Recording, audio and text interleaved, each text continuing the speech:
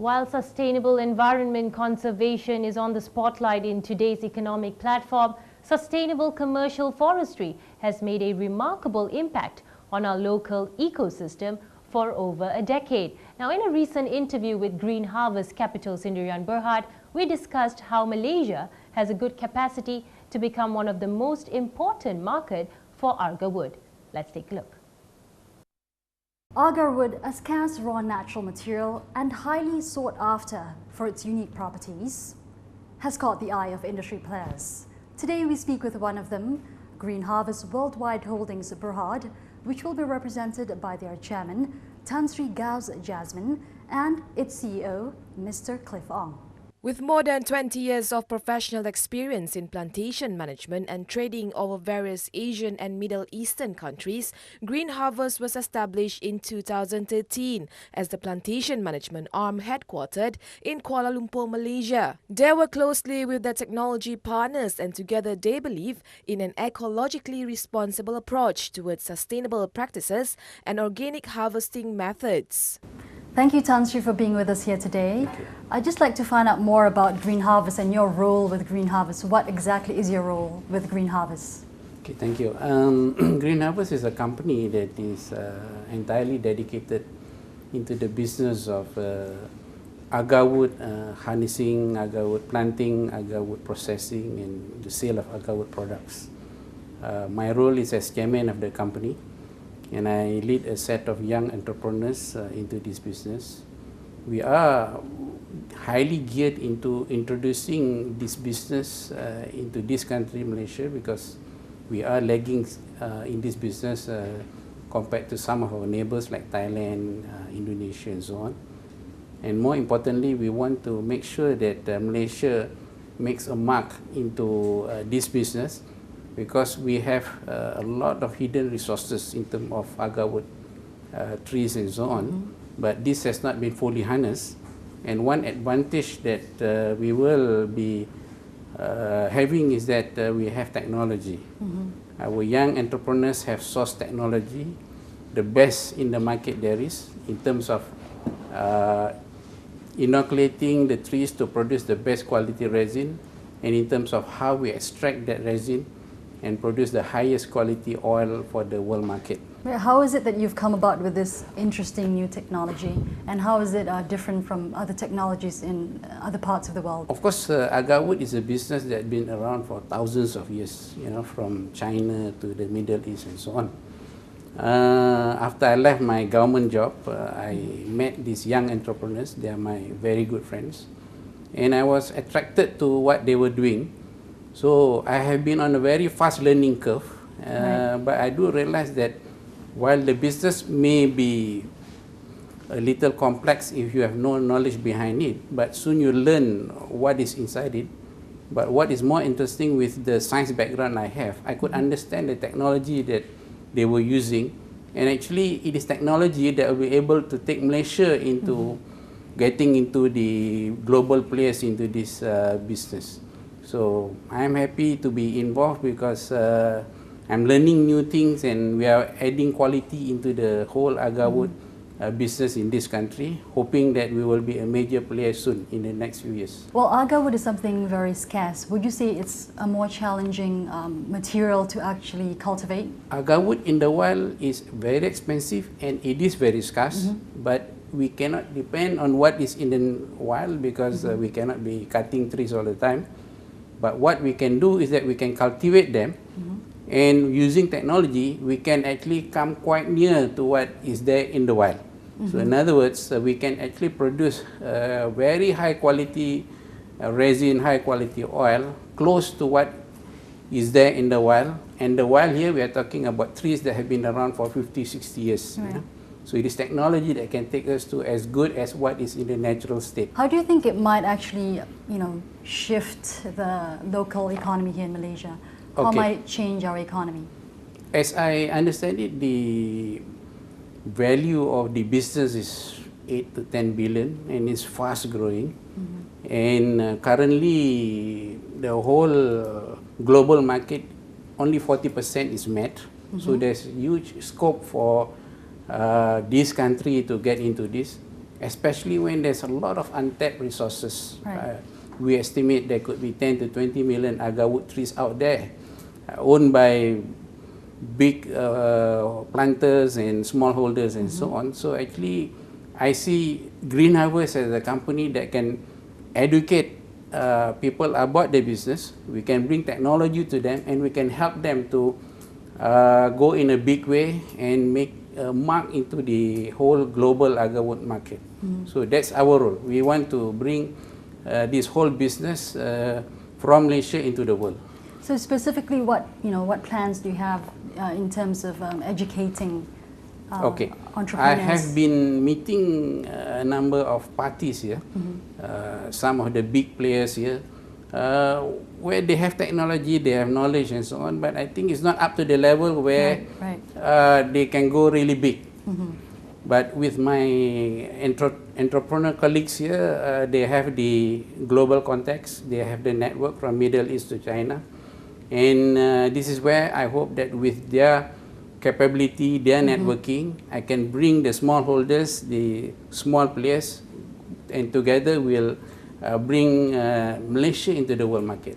That would be my big interest here, In the first quarter of last year, Bank Negara Malaysia has reported that the agriculture sector alone registered higher growth due to increased production. Green Harvest hope that increased awareness of agarwood will soon be a major contributor to the Malaysian economy. They have built a strong team of hands-on managers and staff who are devoted to the common objective of achieving the highest standards for their plantation. Green Harvest's primary mission is to become the world's preferred plantation management service provider.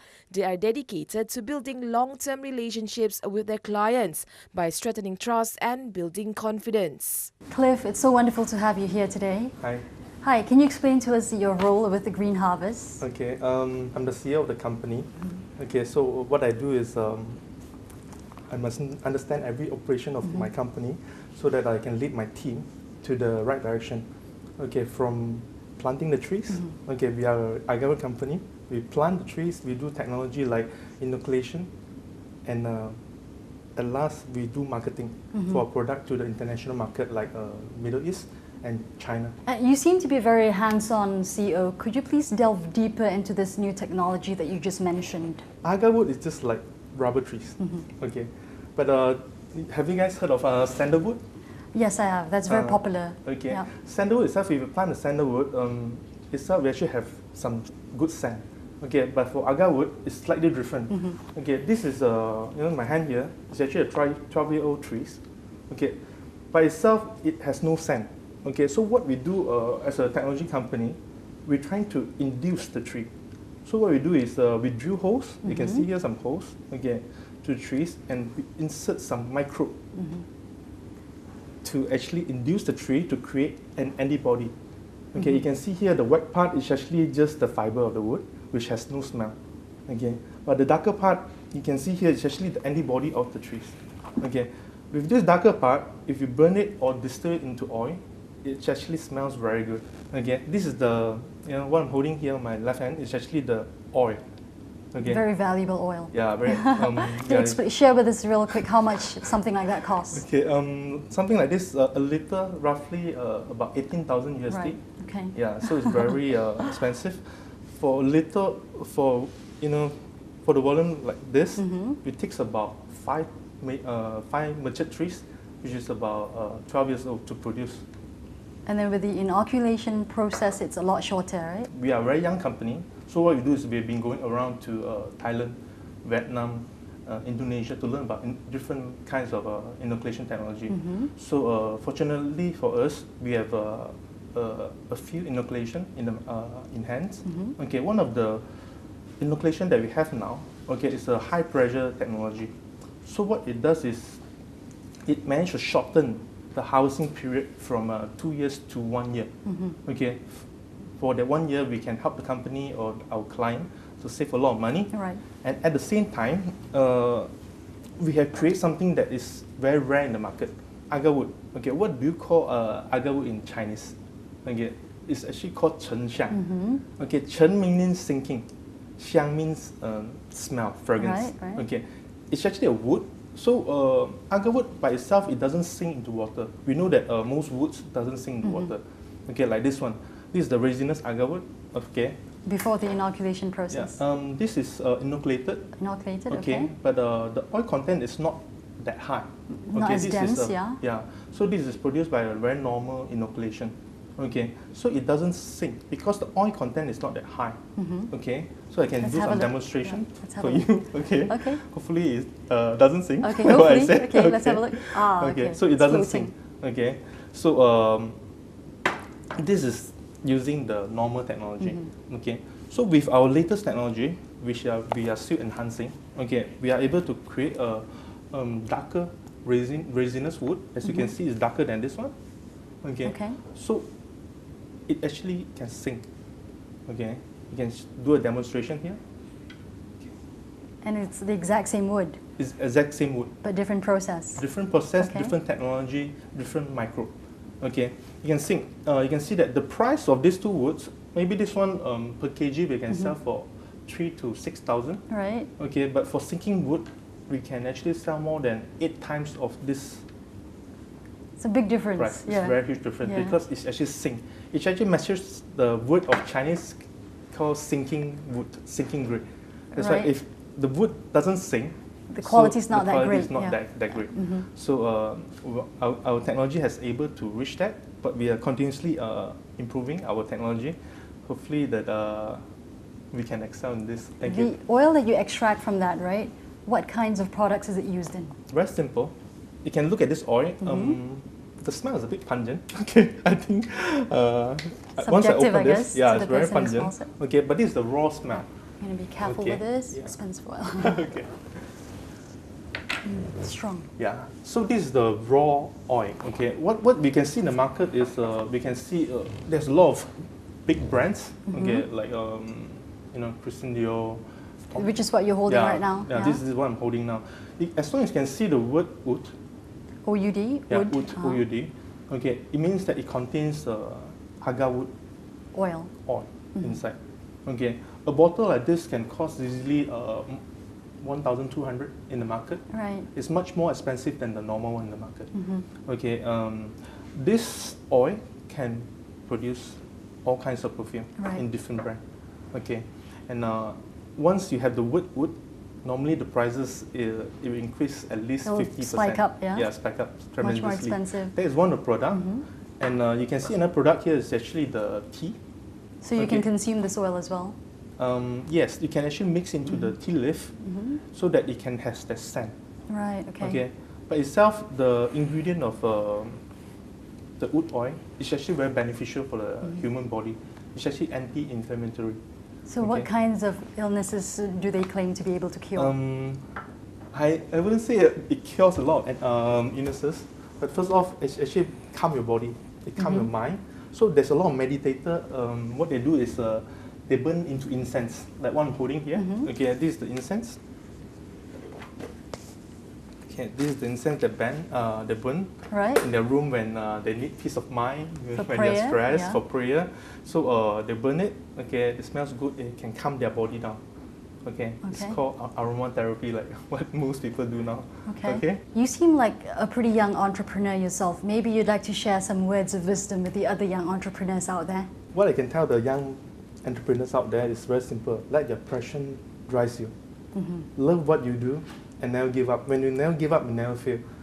Okay, my business, my life hasn't been smooth sailing. Right. Okay, we face a lot of failure, but I believe that it's the journey that counts. Okay, it's definitely not always the end result, but with persistency and the determination to continue, I believe we will bring this company to the international level.